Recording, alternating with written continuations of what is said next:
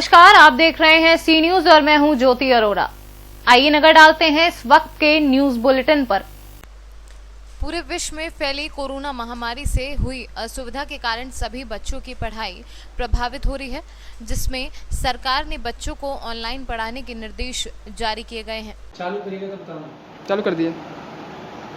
मैं ब्रजेश कुमार शुक्ला, प्रबंधक Jesus Christ public school विश्वा गणेश गोंडा।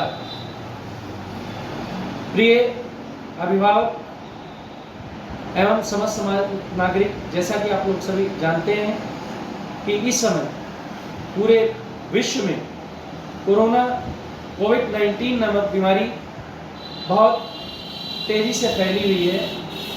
ये एक छुआछूत बीमारी है, जिसकी वजह से हमारे पूरे देश के सभी नागरिक एवं हमारे अभिभावक लोग को सभी को बहुत तेजी से आर्थिक तंगी का सामना करना पड़ रहा है, जिसकी वजह से हमारे विद्यालय परिवार ने हमारे स्कूल के समस्त विद्यार्थियों की कुछ फीस मंथ अप्रैल मई जून की फीस को माफ करने का निर्णय लिया गया है, जिससे हमारे अभिभावकों को आर्थिक तंगी से कुछ मुक्ति मिल सके। जैसा कि आप लोग जानते हैं कि सरकार ने इस बीमारी में, इस छुआछूत बीमारी में हम लोगों को 2 गज की दूरी बनाए रखने के लिए एक नियम को बनाया है, जिसको हम लोगों को फॉलो करना है और अपने घरों में रह करके पढ़ाई करना है और इस बीमारी से लड़ना है तथा अपना एवं अपने परिवार की सुरक्षा रखना है। धन्यवाद। गोंडा से सीनियर संवाददाता मयंक तिवारी की रिपोर्ट। जीएमसी राजौरी अस्पताल की दिन पर दिन बिगड़ती हालत राजौरी के स्थानीय लोगों में भारी डर पैदा कर रही है। अगर जनता के फीडबैक और आंकड़ों पर जाएं तो राजौरी जिला अस्पताल सरकारी मेडिकल अस्पताल में अपग्रेड होने के बाद अपनी प्रतिष्ठा और खो चुका है। अस्पताल प्रशासन और प्रिंसिपल मेडिकल कॉलेज राजौरी के कुछ नीली आंखों वाले डॉक्टर रोज वर्किंग कल्चर के साथ रोज गुजर रहे हैं। स्थानीय लोगों ने आरोप लगाया कि जिला अस्पताल में अस्पताल की सुविधाओं की बेहतरी के लिए अस्पताल प्रबंधक सकारात्मक प्रतिक्रिया और स्वस्थ आलोचना की चिंता नहीं कर रहा है, और जब भी कोई भी स्वास्थ्य देखभाल प्रदान करने में कमियां और कुप्रबंधन के खिलाफ आवाज उठाता है तो डॉक्टर प्रशासन को ब्लैकमेल करना शुरू कर देते हैं कि वे हड़ताल पर जाएंगे।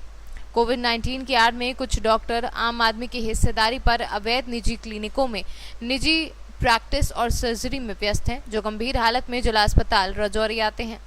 उन्होंने कहा कि जिला अस्पताल राजौरी में विशेषज्ञ डॉक्टर की अनुपलब्धता के कारण एक व्यक्ति की जान चली गई और मृतक के परिवार के सदस्यों ने अस्पताल के बाहर विरोध प्रदर्शन करते हुए प्रशासन के अधिकारियों के समक्ष आरोप लगाया है। वाकया है, आज एक मुबारकपुरा पंचायत के अंदर एक हमारे भाई हैं जिनको 5 बजे हॉस्पिटल लाया जाता है। यहाँ पे 5 बजे से लेके 10 बजे तक कोई डॉक्टर ने टच तक नहीं किया, उनको किसी ने हाथ तक नहीं लगाया, चेक किया किसी ने। और यहाँ पे उस पेशेंट की 11 बजे मौत हो जाती है, 11 बजे वो आखिरी सांस लेता है अपनी। और जबकि कल वो ड्यूटी पे गया हुआ, ड्यूटी शाम को वापस आया घर से। अच्छा भला पेशेंट यहाँ पे सुबह अचानक बीमार हो, यहाँ पे आया और किसी डॉक्टर ने नहीं देखा उसको। और यहाँ के जो ये कहते हैं कि प्रिंसिपल है, नालायक प्रिंसिपल है। मैं कड़ी निंदा करता हूँ ऐसे प्रिंसिपल की, जिस बंदे को यहाँ पे कुर्सी पे बिठाया हुआ प्रिंसिपल को। इस हॉस्पिटल में आपको पता होगा राकेश जी 5 साल हो गए हैं, आज दिन कोई ना कोई हादसा होता रहता है। ऐसे गलत चीज है ये नहीं। ये जो गरीब लोग हैं उनकी आस होती है कि हॉस्पिटल में आएंगे और हमें लोग ठीक करेंगे, पर यहाँ पे ये ऐसा नहीं हुआ। ये नालायक आदमी है यहाँ पे जो है, और डॉक्टरों की साथ साथ लापरवाही रही है। डॉक्टर एक सिंगल डॉक्टर जो है देखने पेशेंट को नहीं आया। और जब ये परिवार वाले फोन करते हैं तो वो कहते हैं जी हम 12 बजे आएंगे, हमारा टाइम 12 बजे है। ये किस चीज की पे ले रहे हैं, हमें ये पता लगना चाहिए। पे किस चीज की ले रहे हैं, ये सरासर गलत है। मैं कड़ी निंदा करता हूँ इसी से। मैं डीएसओ से अपील करता हूँ, अगर इस तरीके के प्रिंसिपल आपने यहाँ रखे तो ये बड़ा जल्द लोग ताला लगा देंगे हॉस्पिटल के अंदर। इसलिए आपको चाहिए कि अच्छा डॉक्टर्स लाएं या बाहर की टीम पूरी यहाँ बिठाएं, जो हमारे जो पेशेंट हैं उनको देखें। जो हमारे गरीब लोगों की आस होती है हॉस्पिटल के अंदर। हॉस्पिटल जो डॉक्टर हैं भगवान के रूप होते हैं, लेकिन यहाँ के डॉक्टर 6 घंटे से एक पेशेंट रहा, उसको चेक नहीं किया गया, उसको एक इंजेक्शन तक नहीं लगाया गया। ये किसी के डॉक्टर बैठे हुए यहाँ पे। मैं इसकी कड़ी निंदा करता हूँ और मैं डीएसओ से अपील करता हूँ कि जल्द से जल्द यहाँ को स्टाफ का, ये जो पूरा स्टाफ है इसको चेंज किया जाए। हमें ऐसे स्टाफ नहीं चाहिए। जम्मू कश्मीर से सीनियर संवाददाता सुशील दत्ता की रिपोर्ट। गंजबसौदा में 19 वर्षीय लड़की के साथ मुस्लिम युवक ने किया दुष्कर्म। शहर के नजदीक ग्राम करवाई की घटना। सिटी कोतवाली पुलिस ने आरोपी युवक को किया गिरफ्तार। उसके पिता ने क्या किया? कल की बहन से तुझे मार डालेंगे, यहाँ भाग जा। अच्छा, मैंने के साथ उल्टा चोर फुटबॉल को डांट रहा था, लेकिन ठीक है मंदिर को दुपट खोल दे, मंदिर को मैं ईमान दे रहा हूँ, मेरी बच्ची के साथ इसने गलत किया, कोई मेरे पास कर रहा है। गंज बसौदा से सीनू संवाददाता विजय रघुवंशी की रिपोर्ट। शिवपुरी पुलिस अधीक्षक राजेश सिंह चंदेल के आदेश पर अपराध पर अंकुश लगाने के उद्देश्य से चलाए जा रहे अभियान के अंतर्गत कार्यवाही करते हुए कोट पुलिस ने 2 इनामी बदमाशों को गिरफ्तार किया है। आपके द्वारा 2 आरोपी की गिरफ्तारी की है, वो कहां से और कितने के इनामी थे दोनों बदमाश? आज थाना भौती क्षेत्र में पुलिस टीम के द्वारा आरोपी राकेश और करंजी बंसकर निवासी बसर थाना खनीधाना का रहने वाला है। इसने अपने अन्य साथी के साथ मिलकर दिनांक 18/3/17 को एक लूट की घटना को अंजाम दिया था। एक पंकज सोनी सन ऑफ सुरेश चंद्र सोनी निवासी न्यू कॉलोनी कैरा का रहने वाला है। इसकी सोने चांदी की दुकान खोड़ कस्बे में है।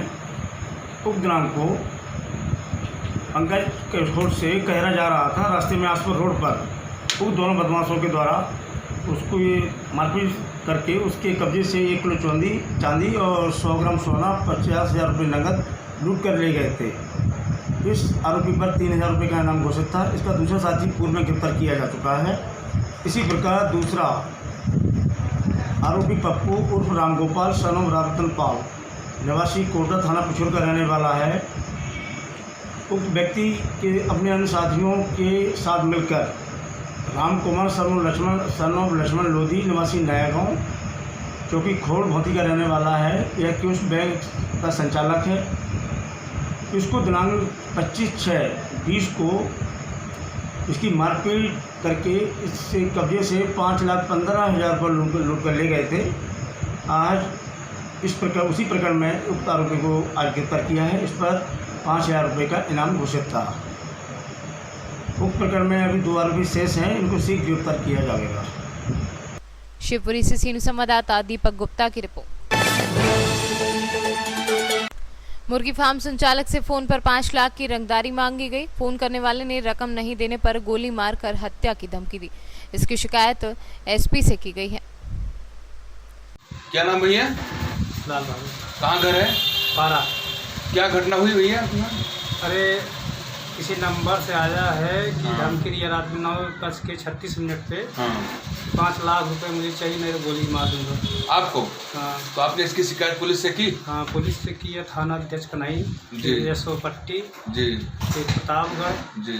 हाँ, मतलब सारे अधिकारियों को आपने इसकी सूचना दे दी? हाँ, कल। ये घटना कल रात? परसों 13 तारीख को। 13 तारीख को रात कितने बजे? 9:36। आपको धमकी आई थी? हाँ। फोन पर? हाँ जी। फिर से उसने फोन किया आपको? अभी नहीं फोन किया है। ट्राई करिए उस नंबर पर, फिर से बात हो सकी कि नहीं बात हुई? अभी नहीं, स्विच ऑफ है उसका नंबर। अच्छा, धमकी देने के बाद उसने नंबर स्विच ऑफ कर रखा। हाँ। तो आप पूरा परिवार आपका डरा सहमा होगा? हाँ, डरा। जिसकी शिकायत आपने पुलिस विभाग से की? हाँ। तो पुलिस वालों ने क्या कहा है? अभी कुछ सूचना नहीं मिला है। अच्छा, बोले हैं कुछ आश्वासन मिला है? हाँ, कहें तो शाम के आ जाएंगे। हाँ। उसके बाद अभी आए नहीं है। अच्छा, मतलब उन्होंने कल ही कहा था शाम को आ जाएंगे, लेकिन अभी आज तक आए नहीं है। हाँ। चलिए ठीक। प्रतापगढ़ से सीनू संवाददाता रोहित जायसवाल की रिपोर्ट। इस वक्त के न्यूज बुलेटिन में फिलहाल इतना ही। देश और दुनिया की तमाम बड़ी खबरों के लिए आप देखते रहिए सी न्यूज। हर खबर आपके साथ, आपके हाथ।